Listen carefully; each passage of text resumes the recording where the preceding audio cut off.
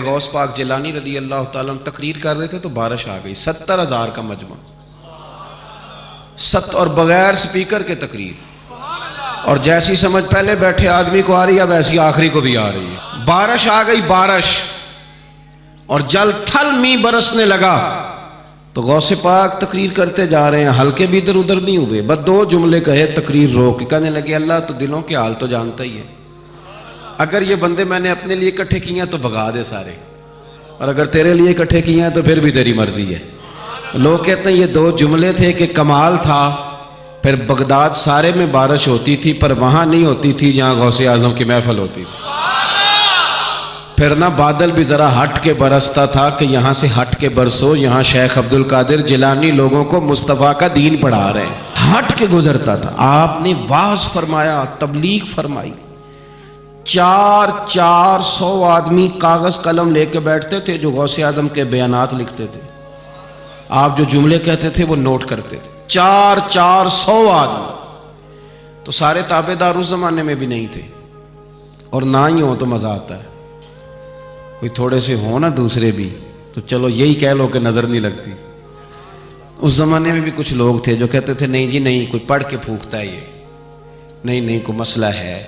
ایک شیخ یحییٰ بن نجات تھے، سلف نحو کے امام تھے، تو وہ بھی کہنے لگے اپنے ایک شاگرد تھے کہ تیرا پیر کیا سنگاتا ہے لوگوں کو اتنی دنیا جاتی ہے، تو وہ مرید تھے نا، شاگرد ان کے تھے، کہنے لگے کوئی نہیں حضرت صاحب، یہ کون سا مشکل مسئلہ، میرے ساتھ چلیں، چل کے دیکھ لیں، تو وجہ میرا محبوب نہیں ڈٹھا جنوں ویک کے چند شرماوے، نا چل دیکھ لیتے ہیں، آ جا۔ تو شیخ کہتے میں پہلے دن گیا تھا میں چہرے پہ کپڑا ڈال کے، کوئی دیکھے نہ کہ اتنا بڑا مفتی بھی کسی کی تقریر سنتا ہے۔ امام راضی کہتے ہیں علم بھی حجاب بن جاتا ہے، نہیں تربیت نہیں ہونے دیتا، بندہ کہتا ہے میں پڑھا لکھا ہی بڑا، اڑ جاتا ہے۔ شیخ یحییٰ کہتے ہیں میں چہرے پہ کپڑا ڈال کے گیا، پر جب غوث پاک کی محفل میں بیٹھا، رب رسول کی بات سنی، یوں لگا کہ ساری باتیں میری کر رہے ہیں، یہ میری تربیت ہو رہی ہے۔ پھر کپڑا آہستہ آہستہ سرکنے لگا، پھر میرے دل میں ایک دفعہ خیال آیا کہ لوگ دیکھ لیں گے کہ اتنا بڑا ہو کہ تو بھی تقریر سنتا۔ پھر میں نے کہا جس نے دیکھنا ہے دیکھے، ابا ٹھیک ہو گیا، غلامی کر لی تو کر لی، آزم یہاں تے لائیے ہی نہ تے جے لائیے تے پھر توڑ نہیں پائیے، دیکھنا جس نے وہ دیکھے۔ حضرت غوث اعظم رضی اللہ تعالیٰ عنہ کی محفل میں بیٹھا، کہتے میں نے عجیب نظارہ دیکھا، غوث پاک کی تقریر ختم ہوئی تو ادھر سے 5 بندے کھڑے ہوئے، حضور چور تھے پر آپ کی بات نے دل صاف کر دی، آج کے بعد پکی توبہ کرتے ہیں، محنت کر کے لوگوں کا مال بھی واپس کریں گے۔ پھر 10 ادھر سے کھڑے ہوئے، حضور بڑا لوگوں کو لوٹا ستایا، آبرو ریزی کی، آج ہم امیر ہو کے غریبوں کے پیر پکڑیں گے جا کے۔ 10 وہاں سے کھڑے ہوئے، حضور ہماری ماں روتی رہی پر ہم نے سنا نہیں، پر آپ کے قربان جائیں، جو آج آپ نے رنگ بھرا ہے نا، آج انشاءاللہ تب تک نہیں سوئیں گے جب تک اماں دعا نہ کر دے، جب تک راضی نہ ہو جائے۔ جب یہ رنگ دیکھا نا، شیخ یحییٰ کہتے ہیں میں تو پھر بدل گیا۔ اگلے دن میں ایک دھاگا لے گیا لمبا سارا، آج میں نے گننا ہے کتنے بندے توبہ کرتے ہیں۔ ہماری محفلوں میں نوٹ گنے جاتے ہیں، نوٹ، اور 3 بندے ہوتے ہیں نوٹ گننے والے، اور شرم آتی، یہ سٹیٹس رہ گیا۔ اب غوث پاک کی محفل میں گنا جاتا تھا کتنے لوگ توبہ کرتے، دھاگا میں لے گیا، چادر میں نے اوڑھ لی، اور جب محفل ختم ہوئی تو میں حضور غوث اعظم کے قریب ہی ممبر کے بیٹھا تھا، 5 بندے کھڑے ہوئے آج توبہ کرتے ہیں، میں نے 5 گرہیں لگائیں، بعد میں گن لوں گا، یہ طریقہ تھا اس دور میں گننے کا، گرہ لگا لو، گنڈ لگا لو، کہتے ہیں 5 لگائیں، پھر 6 کھڑے ہوئے، جلدی سے 6 لگائیں، پھر 7 کھڑے ہوئے توبہ کرنے والے، کہتے ہیں 6 7 تھے، میں لگاتا رہا، پھر 20 25 40 پھر 50 پھر 100 کھڑا ہونے لگا۔ اب میرے لیے گرے لگانی مشکل ہو گئی، میں کبھی بندے گنوں، کبھی غوث پاک کو دیکھوں، کبھی دھاگا دیکھوں۔ جب میں پوری طرح الجھ گیا نا تو حضور غوث اعظم نے کرم کی نظر ڈالی اور فرمانے لگے یحییٰ یار تو نے عجیب کام شروع کیا ہے، میں دلوں کی گریں کھولتا جاتا ہوں، تو لگاتا جاتا ہے، میں یہاں گریں کھول رہا ہوں اور تو لگا رہا ہے، اور پھر بھی اپنی کرامت نہیں بنائی۔ فرمانے لگے یہ میری وجہ سے توبہ نہیں کر رہے، یہ خدا کے فضل سے کر رہے ہیں۔ اور فرمایا یحییٰ خدا کا فضل گنا نہیں جا سکتا، وہ شمار نہیں کیا جا سکتا۔ 5000 یہودی اور عیسائی غوث اعظم فرماتے ہیں وہ ہیں جنہیں میں جانتا ہوں جو میرے ہاتھ پہ کلمہ پڑھ کے مسلمان ہوئے۔ آپ آج کروڑوں کی آبادی میں رہتے ہیں نا، اس لیے 5,000 کو چھوٹا سمجھتے ہیں، اور جہاں آبادی کل 25,000 ہو اور اس علاقے میں یہودی عیسائی ہوں ہی اتنے اور وہ سارے ہی آ کے غوث پاک کے ہاتھ پہ کلمہ پڑھ جائیں، پھر آپ اندازہ فرمائیں کہ حال کیا ہوگا۔ اور جنہوں نے توبہ کری وہ تو لاکھوں میں، گنے نہیں جا سکتے۔ پتہ کیا ہے، ہم لوگوں نے نا دین کو اس کے مزاج کے مطابق سمجھنا ہے، پھر ہمیں دین فائدہ دے گا۔ غوث اعظم رضی اللہ تعالیٰ عنہ صبح مدرسے میں بیٹھ کر سبق پڑھاتے تھے، اسباق بھی پڑھاتے تھے، بچوں کو سبق دیتے تھے، اور باقاعدہ سبق جو کتاب و سنت کے ہمارے مدارس میں مروجہ اسباق ہیں وہ پڑھایا کرتے تھے، اور صبح کے وقت تفسیر کا درس دیتے تھے، عصر کے بعد فقہ پڑھاتے تھے۔ آپ یہ دیکھو یار، ایک بات اچھی طرح سمجھنا، ایک صوفی صاحب تربیت کر رہے ہیں اپنے لفظوں کے ساتھ، اس تربیت میں زیادہ اثر ہوگا کہ اگر وہ قرآن پاک کی آیت پڑھ کے تربیت کریں گے تو اس میں زیادہ اثر ہوگا۔ لوگ سمجھتے نہیں بات کو، کہتے ہیں جی وہ حضرت کی باتیں سن کے آئے ہوں۔ او بھائی، حضرت اگر درس قرآن دیں گے تو وہ نکلے گا حضرت کے منہ سے ہی، پر پیغام اللہ رسول کا ہوگا۔ وہ تربیت اس رنگ میں کریں۔ اگر وہ درس حدیث دیں گے تو وہ سمجھائیں گے ہمیں ہی، پر پیچھے جو بات ہوگی وہ مدینے والے رسول کی ہوگی۔ یہ ہمارے بزرگوں نے، اس کو آپ سمجھ لیں کہ تربیت قرآن و سنت ہے۔ ہم اللہ والے کے پاس جب جاتے ہیں تو وہ ہمیں ہماری سوچ کے مطابق قرآن و سنت کی، ہماری عقل کے مطابق تشریح کر کے ہمارے دل میں اتار دیتا ہے۔ اتنا سا مسئلہ ہے۔ اب غوث پاک سبق بھی پڑھاتے، درس بھی دیتے، ہفتے میں 3 تقریریں کرتے،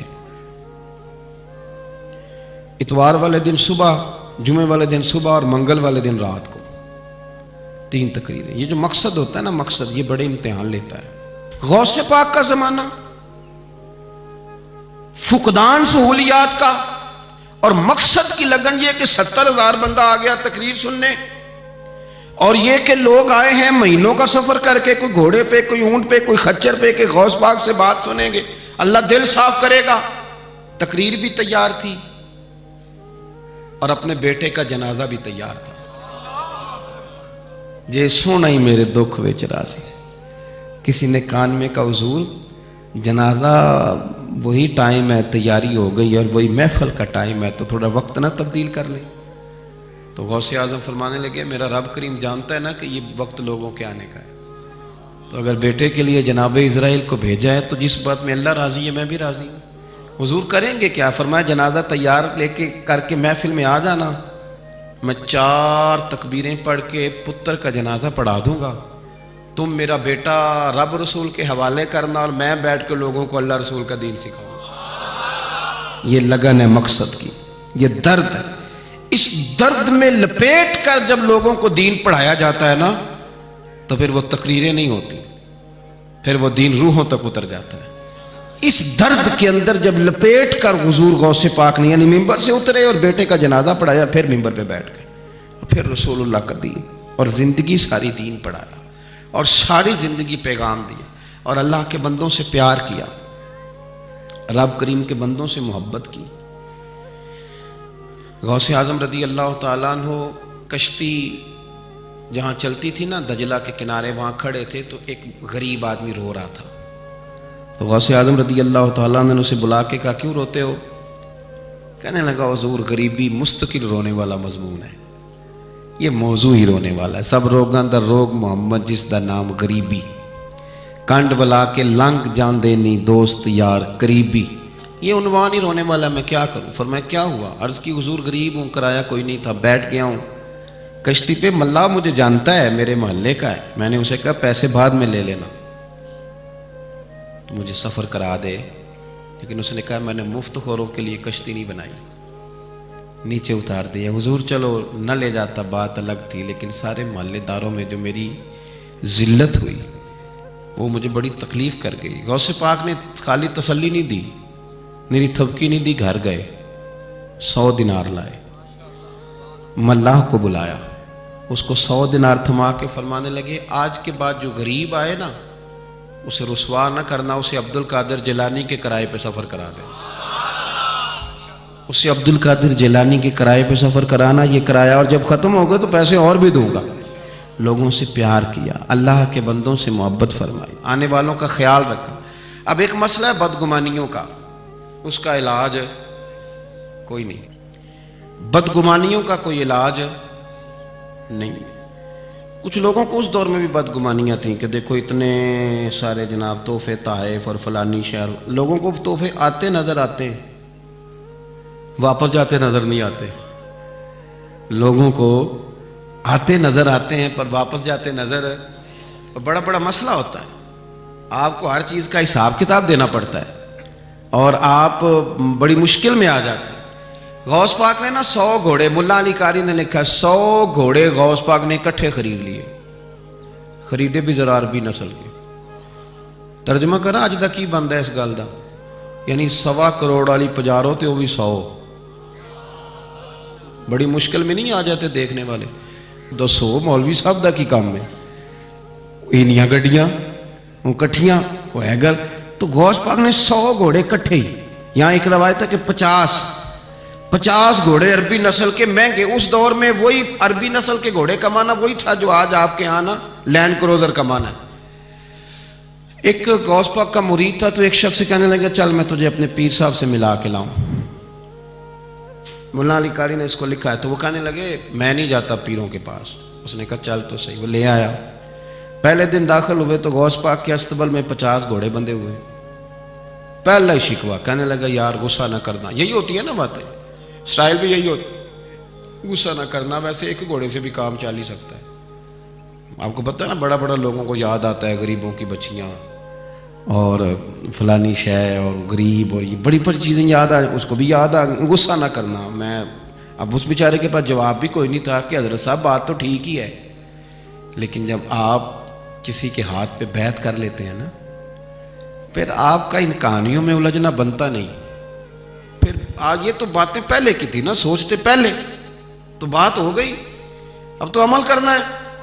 تو ہوتے ہیں کچھ کچے بندے بھی بیچارے جو ساری زندگی سیدھے سیدھے ہونے میں ہی ٹائم گزار دیتے ہیں، اور جب تک پکے ہوتے ہیں تب تک کام ہی کھرا ختم ہو جاتا ہے۔ غوث پاک کا وہ مرید کہنے لگا یار بات تو تیری ٹھیک ہے پر چلو میں پتہ کروں گا 50 کیوں ہیں، آئے ملے، لیکن وہ روز تنگ کرتا وہ بندہ۔ پھر پوچھا پیر صاحب سے 50 گھوڑے کیوں رکھے، پھر پوچھا پیر صاحب سے۔ یہ اس شخص نے لکھا ہے جنہوں نے مشکات کی شرح بھی لکھی ہے، میں صوفی درویش کی بات نہیں کر رہا، ایک محدث کی بات کر رہا ہوں جنہوں نے بات لکھی ہے۔ فرمانے لگے وہی بندہ اعتراض کرنے والا بیمار ہو گیا، جگر میں کوئی ایسی تکلیف ہوئی کہ بغداد کے سب سے بڑے طبیب نے کہا کہ تیرا علاج صرف ایک صورت میں ممکن ہے کہ عربی نسل کا گھوڑا ہو، اسے ذبح کریں گے، اس کا جگر نکالیں گے، وہ تجھے کھلائیں گے دوائی میں، اور 50 گھوڑے ہوں گے تو ٹھیک ہوگا۔ اب مسئلہ جب یہاں تک پہنچ گیا تو مرتا کیا نہ کرتا۔ پھر اپنے سنگی سے کہنے لگا چل پیر صاحب کے پاس۔ اس نے کہا میں نہیں ہوں جانا۔ اس نے کہا نہیں تیری مہربانی، اور تو کوئی کسی اور چیز پہ بھی تو اللہ کا واسطہ، وہ مانیں گے ہی نہیں۔ اس نے کہا پیر پکڑوں گا، میں منت کروں گا، میں خدا رسول کے واسطے دوں، ایک دفعہ چل ورنہ مر جاؤں گا۔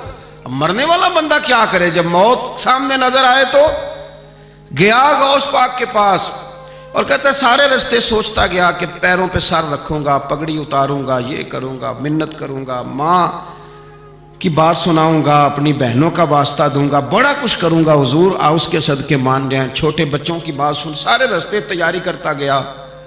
لیکن جب غوث پاک جیلانی کی ڈیوڑی میں قدم رکھا تو شیخ عبد القادر جیلانی دیکھ کے مسکرائے، فرمانے لگے او یار تجھے بڑا شکوہ تھا میرے گھوڑوں پہ، اصل میں نا تو ایک دن میری گلی سے گزر رہا تھا، میں نے تیرے ماتھے پہ نظر ڈالی تو سمجھ آ گئی تو بیمار ہو جائے گا، اور تیرا علاج بھی 50 گھوڑوں سے ہوگا، میں نے 50 کیا کرنے تھے، میں نے تو تیرے لیے منگا کے رکھے ہوئے ہیں۔ کچھ تو مجبوریاں رہی ہوں گی، یوں ہی کوئی بے وفا نہیں ہوتا، او خدا کے بندے تیرے لیے رکھے ہیں۔ فرمایا چارہ ڈالنے کی بھی ضرورت نہیں، وہ میرے مرید ہی ڈالیں گے، تو روز آیا کر، ایک لے جایا کر، اپنا علاج کرا۔ کرنے لگا حضور مرید کر لیں، فرمانے لگے جو اتنے امتحان لے کے بیعت کرے اسے نہیں کیا کرتے، تو مرید ہی ہے، تو لے جا کھا۔ اور اپنا آج تک لوگوں کو بدگمانیاں ہوتی ہیں، اور جو عمل کرنے والے تھے، اللہ والوں کی بات ماننے والے تھے، وہ بات مان کے درجات بھی لے گئے، اور جو کہانیوں میں تھے وہ بیچارے آج تک کہانیوں میں ہیں، ابھی تک ان کا الجبرا اور ہندسہ کا رزلٹ کوئی نہیں آیا، ابھی تک یہاں کہانیاں۔ ان بزرگوں کی تعلیمات پر عمل کریں۔ غوث پاک رضی اللہ تعالیٰ عنہ کی ساری زندگی پڑھو گے تو جو چیز سب سے زیادہ نظر آئے گی، حضور غوث پاک رضی اللہ تعالیٰ عنہ نے نبی پاک صلی اللہ علیہ وسلم کی اتباع میں وقت گزارا ہے۔ کچھ بندے اللہ کے بڑے خاص ہوتے ہیں۔ حضور غوث پاک رضی اللہ تعالیٰ عنہ کو اللہ نے اعزاز عطا فرمایا، شان عطا فرمائی کہ غوث اعظم درمیان اولیاء، جو محمد درمیان انبیاء۔ اس طرح نبیوں میں رسول کریم کا مقام ہے نا، اس طرح ولیوں میں غوث پاک جیلانی کا مقام ہے۔ حضور غوث پاک رضی اللہ تعالیٰ عنہ کو اللہ نے کئی اعزازات دیے۔ سب سے بڑی بات یہ کہ اللہ نے انہیں کرامات عطا کی۔ کرامت دین کا پورا ایک حصہ ہے۔ ہمارے یہاں نا لوگ کہتے ہیں اخلاق بیان کریں جی، وہ کہتے کیا تھے؟ کرامت کیا ہوتی؟ بھئی کرامت تو قرآن پاک نے بیان فرمائی۔ آصف بن برخیہ جناب بلقیس کا ملکہ بلقیس کا تخت لائے تھے، یہ اللہ نے کیوں آیت نازل کی قرآن پاک میں؟ وہ قصہ کہانی ہے کہ وہ جی تخت لائیں، یہ کیوں بیان کی؟ اور تخت آیا کس طرح آیا؟ انہوں نے کہا کہ آنکھ جھپکنے سے پہلے آ جائے گا، پھر آیا کہ نہیں آیا؟ ان سے پوچھا یہ کیسے آیا؟ کہنے لگے ھذا من فضل ربی۔ او سنگیو، صرف حضرت سلیمان علیہ السلام کا امتی تخت لا سکتا ہے، نبی پاک کا غلام نہیں لا سکتا؟ یار آپ نے کرامت کا انکار کر کے اپنے آپ کو کمزور کر لیے۔ اور نہیں جی نہیں، یہ کیسے ہو؟ کیا مطلب ہے اس کا؟ آپ سورہ نمل روز پڑھیں اور جناب سلیمان علیہ السلام کے امتی کی شان بیان کریں کہ وہ آنکھ جھپکنے سے پہلے 80 گز اونچا، 80 گز چوڑا، 80 من وزنی تخت آنکھ جھپکنے سے پہلے لے آئے۔ کسی بندے کا ایمان خراب نہیں ہوتا۔ اور میرے غوث پاک جیلانی، یہ وہ بندے ہیں جن کے بارے میں نبی پاک نے فرمایا کہ میری امت کے علماء بنی اسرائیل کے نبیوں کی طرح ہیں، امتیوں کی طرح نہیں۔ کن کی طرح؟ نبیوں کی طرح، نبیوں کی طرح۔ حضرت غوث پاک رضی اللہ تعالیٰ عنہ، ہم کو ملانگ لوگ نہیں ہیں الحمدللہ تعالی، ہم تو غوث پاک کی کرامت بھی مانتے ہیں پر قرآن و سنت کی اینک لگا کے مانتے ہیں۔ یہ میری بات سمجھ لیں۔ حضرت غوث پاک رضی اللہ تعالیٰ عنہ طالب علموں کو سبق پڑھا رہے تھے، تو سبق پڑھاتے پڑھاتے نا ہاتھ آگے بڑھایا تو اچانک ہاتھ واپس آیا تو گیلا ہو گیا تھا سارا۔ تو شاگرد بھی بڑے سیانے ہوتے ہیں، انہوں نے سبق چھوڑ دیا، استاد جی کے گیلے بازو کو دیکھنا شروع کیا۔ حضور یہ کیا ہے؟ تو غوث پاک بھی غوث پاک تھے۔ ہر بندے کا ہاضمہ اتنا اچھا نہیں ہوتا کہ اس کو ہر بات ہضم ہو جائے۔ کئیوں کو بدہضمی بھی بڑی سخت ہوتی ہے، کھٹے کھٹے ڈکار آتے ہیں بات سن کے، کانوں سے دھواں بھی نکلتا ہے کئی دفعہ۔ تو انہوں نے پوچھ لیا فٹافٹ کہ حضور یہ کیا ہوا؟ تو غوث پاک کو پتا تھا کہ سب کا ہاضمہ ٹھیک ہے۔ میاں صاحب نے بھی کہا تھا خاصاں دی گلامہ آگے نہیں مناسب کرنی۔ اگلا شعر میں نہیں یہ پڑھنا کیونکہ زیادہ ڈاڈ ہے تو میں ادھر ہی رہتا ہوں، اتنا ہی کافی ہے کہ خاصاں دی گلامہ آگے نہیں مناسب کرنی۔ انہوں نے کہا حضور یہ کیا ہے؟ تو آپ فرمانے لگے تمہارے والی بات نہیں۔ اللہ اکبر۔ ابھی سبق پورا ہو رہا تھا تو بندے دوڑے دوڑے آ گئے اور انہوں نے نعرے لگانے شروع، یا غوث یا غوث یا غوث۔ لوگ کہتے ہیں غوث پاک سے ملتا نہیں، میں کہ ٹھیک ہے انہوں نہیں نہ ملیا، جنہوں ملیا اس تے رولا پانا نہ بڑا ملیا ہے بڑا ملیا ہے بڑا ملیا ہے، اپنا اپنا معاملہ نا۔ کسی نے کہا حضور کچھ نہیں دیتے، تو کسی نے کہا میرے کریم سے گر قطرہ کسی نے مانگا، دریا بہا دیے، در بے بہا دیے۔ اب جس کو ملا ہے وہ تو شور کرے گا۔ تو تھوڑی دیر کے بعد ہی بندے پہنچ گئے، انہوں نے آ کے یا غوث کے نعرے بھی لگائے، وہ مچلے بھی، وہ روئے بھی، وہ قدم بھی چومے، اپنے مقدر پہ ناز بھی کیا۔ شکر ہے اللہ کا، اللہ نے ہمیں آپ کا غلام بنایا، شکر ہے۔ تو طالب علموں نے پوچھا ہوا کیا؟ کہنے لگے کشتی میں بیٹھے تھے تو ڈوبنے لگی تھی، تو ہم نے کہا کہ ہم تو غوث پاک کے ماننے والے ہیں۔ تو پھر حضور غوث اعظم کا دست مبارک نمودار ہوا ہے اور کشتی کو پکڑ کے کنارے لگا دیا ہے، کشتی کو پکڑ کے کنارے لگا دیا ہے۔ ایک قریب کہنے لگا یہ کیسے ہو سکتا ہے؟ تو دوسرا اس کی کمر پہ تھپکے دے کے کہنے لگا ویسے ہی ہو سکتا ہے جیسے آصف بن برقیہ کے ذات ہوا تھا، بالکل ویسے ہی ہو سکتا ہے۔ سیدنا غوث اعظم کی کرامات اتنی متواتر کے ساتھ ہیں کہ ملا علی قاری فرماتے اتنی تو کرامتیں سنی نہیں جتنی غوث پاک کو اللہ نے عطا فرمائی۔ رب کریم نے انہیں درجہ دیا، وقار دیا، ان کی دعاؤں کو قبولیت دی، اللہ نے انہیں اعزاز کے ساتھ نوازا، اللہ نے ان پر فضل فرمایا۔ ایک تاجر تھا تو ملک شام جاتا تھا اکثر تجارت کرنے کے لیے، مال کما کے لاتا، غریبوں کی بھی مدد کرتا، مدارس کی، مساجد کی، سب جگہ جہاں دین کی ضرورت ہوتی پہنچتا۔ ایک بغداد میں اور درویش بھی گزرے جن کا نام شیخ حماد ہے، وہ بھی بڑے درویش تھے۔ وہ تاجر شیخ حماد کے پاس گیا، کہنے لگا میرے لیے دعا کر دے، میں جا رہا ہوں سفر کے لیے۔ تو انہوں نے کہا میں صبح بتاؤں گا۔ استخارہ کیا، صبح کہنے لگے نہ جانا، تیرا مال بھی لٹ جائے گا اور تو قتل بھی ہو جائے گا۔ وہ بڑا پریشان ہوا، حضور غوث پاک کے پاس گیا، کہنے لگا حضور وہاں بھی میں نے کہلا بھیج دیا ہے، سامان میرا پڑا ہے، جاؤں گا نہیں، پیمنٹ نہیں کروں گا، ملے گا نہیں تو خسارہ ہو جائے گا، مہربانی فرمائے۔ غوث پاک نے مراقبہ کیا، فرمایا تو جا، اللہ خیر کرے گا، تو جا، اللہ خیر کرے گا۔ مرید کا عمل کے یقین، پیر کا عمل کے یقین، چلے آپ فیصلہ کر لیں تو میں آگے بڑھتا ہوں۔ حضرت غوث اعظم رضی اللہ تعالیٰ عنہ نے مرید سے کہا تو جا اور اللہ خیر کرے گا۔ وہ گیا، کہتے میں نے پیمنٹ کی، مال لیا، واپس آیا، گھوڑوں کا سفر تھا، رستے میں رات کو ایک جگہ سویا، خواب دیکھتا ہوں، خواب میں ڈاکو آ گئے، انہوں نے پہلے مال لوٹا، پھر مجھے قتل کیا، اور جب میرے گردن پر انہوں نے خنجر چلائی، خواب دیکھ رہا ہوں تو میری فٹافٹ آنکھ کھل گئی، اور جب میری آنکھ کھلی تو میں اسی وقت ہی رخت سفر باندھا، سر پٹ گھوڑے دڑائے، کچھ رات کو کچھ دن کو، سویرے بغداد پہنچ گیا۔ کہتے خیال تھا کہ پہلے غوث پاک کے پاس جاؤں گا، لیکن پہلے شیخ حماد سے ملاقات ہوگی۔ میرا چہرہ دیکھا، پریشان تو دیکھ کے مسکرائے، فرمانے لگے بھی تیرا پیر بڑا شاندار ہے، تیرا پیر بڑا شاندار ہے۔ وہ کام جو حقیقت میں ہونا تھا نا، حقیقت میں انہوں نے دعا کی ہے تو رب کریم نے اسے خواب بنا دیا ہے۔ ان کی دعا کی برکت سے اللہ نے اسے، اب میں بات مضبوط کرنا چاہتا ہوں تو میں ایک حدیث پاک بھی پڑھ دوں۔ لوگ کہیں گے جی مرنے والا بھی بچ جاتا ہے، عمر بھی بڑھ جاتی ہے۔ مشکات کی حدیث ہے، ترمذی میں بھی موجود ہے، نبی پاک صلی اللہ علیہ وسلم نے فرمایا ہے اگر تم چاہتے ہو رزق بھی بڑھ جائے، عمر بھی لمبی ہو جائے، تو اپنے رشتہ داروں سے اچھا سلوک کرو۔ اس کا مطلب ہے کہ عمر بڑھ جاتی ہے، موت کچھ وقت کے لیے ٹل بھی جاتی ہے۔ حضور غوث پاک کو اللہ نے بڑا اعزاز دیا، بڑی کرامات دی۔ آپ فرمایا کرتے تھے میں نے 40 سال اپنے رب کو راضی کیا ہے مصلی پہ بیٹھ کے۔ تو میرے مالک نے پھر پوچھا ہے کہ عبدالقادر کچھ مانگ لے، کوئی بات کر لے، تو سیدنا غوث اعظم رضی اللہ تعالیٰ عنہ فرماتے ہیں کہ میں نے پھر اپنے رب کریم کی بارگاہ میں عرض کیا مالک جو قیامت تک مجھ سے محبت کرے، فضل کرنا اسے بغیر توبہ کے موت نہ دینا۔ تو میرے رب نے میری اس دعا کو شرف قبولیت عطا فرمایا کہ جو مجھ سے پیار کرے گا، میرا نام لے گا، وہ بغیر توبہ کے نہیں مرے گا۔ جنات بھی آپ کی بارگاہ میں حاضر ہوتے، آپ کو شیخ بحر و بر کہا جاتا ہے۔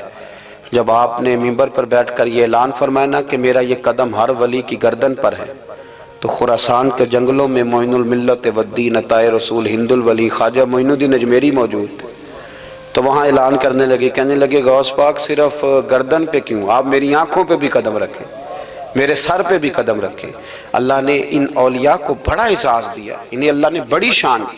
اپنی نسبت اللہ کے بندوں سے مضبوط رکھیں۔ ضروری نہیں کہ آپ کسی جگہ مرید ہی ہوں گے تو آپ کی نسبت مضبوط ہوگی، آپ خواجہ معین الدین سے پیار کریں، آپ حضرت بہاؤالحق نقشبند بخاری سے پیار کریں، داتا علی اجویری سے پیار کریں، آپ غوث پاک جیلانی سے، آپ اللہ کے نیک بندوں سے محبت کریں، ان کا تذکرہ سنیں۔ اب تو پوری مہم چلی ہوئی ہے اللہ کے بندوں کے خلاف، لوگوں نے ایسا وار چلایا کہ بس جی کچھ بھی نہیں جی آپ چھوڑیں، آپ ڈائریکٹ کتاب و سنت کو پڑھیں، کوئی بھی نہیں جی، کوئی ولی نہیں، تو پھر وہ جو اتنی آیتیں وہ حدیثیں وہ سارا کچھ، اس کا مطلب ہے امت میں ولی ہوتے ہی نہیں۔ تو الا ان اولیاء اللہ لا خوف علیہم ولا هم یحزنون کا کیا معنی ہے، اس کا کیا مطلب؟ آپ نے تو ملیا میٹ کر دیا، سارا پوری مہم چلی اللہ کے بندوں سے پیار کرے۔ اور میرے نبی پاک صلی اللہ علیہ وسلم نے فرمایا جو جس سے پیار کرے گا قیامت کے دن اسی کے ساتھ اٹھایا جائے گا۔ اور حضرت ابو ذر غفاری نے عرض کیا تھا یا رسول اللہ اگر وہ ان جیسے عمل نہ بھی کرے تو فرمایا اللہ بڑا کریم ہے، ایمان کی سلامتی سے جائے اللہ ان کے ساتھ ہی کھڑا فرما دے گا۔ حضرت محدث اعظم پاکستان مولانا سردار احمد صاحب رحمۃ اللہ علیہ بڑے مصروف آدمی تھے، پر بڑھاپے کے عالم میں بھی نا شیخ الحدیث تھے، شاید اتنے کسی کے شاگرد دنیا میں ہوں جتنے حضرت کے تھے، ہر جمعرات کو فیصل آباد سے لاہور آتے تھے داتا صاحب کے مزار پہ حاضری دے، ہر جمعرات۔ یہ چند دن پہلے ہمارے ایک بزرگ افریقہ سے آئے ہوئے تھے، افریقہ سے، تو پوچھا حضرت جی خیریت سے آنا ہوا؟ تو کہنے لگے پہلا مقصد تو داتا صاحب کے مزار پہ حاضری دینا اور باقی اس کے بعد۔ تو ہر جمعرات کو حضرت محدث اعظم رحمۃ اللہ علیہ آتے تھے، ہر جمعرات۔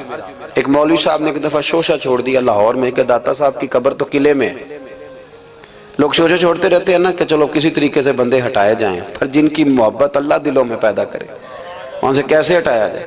وہ جی ادھر قبر ہی نہیں، وہ تو قلعے میں ہے۔ وہ تجھے کون بتا گیا؟ کہتا جی میں نے ایک روایت پڑھی، فلانے بندے نے لکھا ہے، چلو جی الجھاؤ بن گیا۔ ہمارے ہاں جو کوئی نوکھی بات کر دے اس پہ بحث بھی شروع ہو جاتی، بڑی لہد ہوئی، بڑا کچھ ہوا۔